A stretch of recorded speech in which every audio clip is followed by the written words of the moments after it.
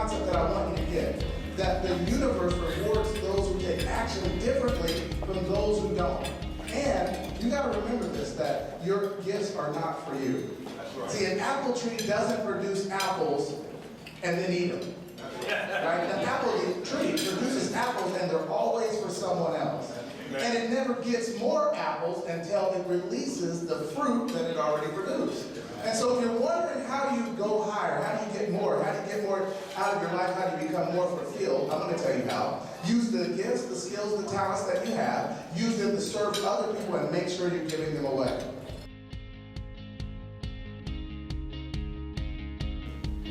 And then when I was in Wichita, Kansas, I met two other gentlemen, Ron DeGon and James Johnson. James was from Little Rock, Ron was from Seattle, Washington.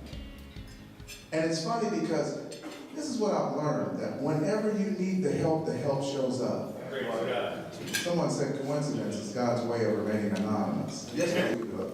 He said, well, how will we get the surgeons to go for it? Well, I was smart enough to get the surgeons to already sign a form saying they were grateful for it.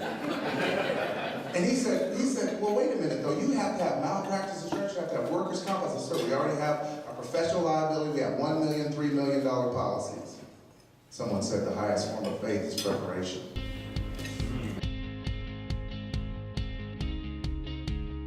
I'm ready. And he said, well, you know what? We will do it. And I kind of stepped back. I was like, but then here's what he said. We'll do it, but we've never had that here. And so we're not going to pay you for it.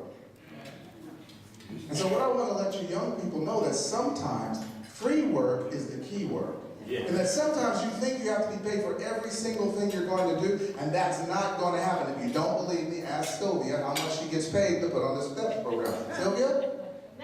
Nothing. Right?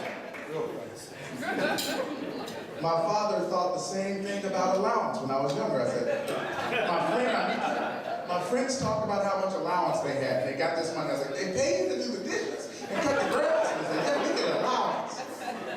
So me and my brother went and sat down with my father. I said, Dad, we want to talk. He said, what is it? I said, we want to talk to you about allowance.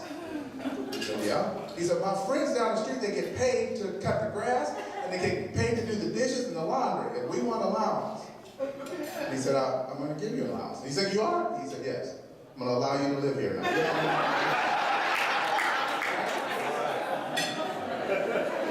And so I want to remind you to live your best life. And do it now. Why? Because you only get one. Thank you.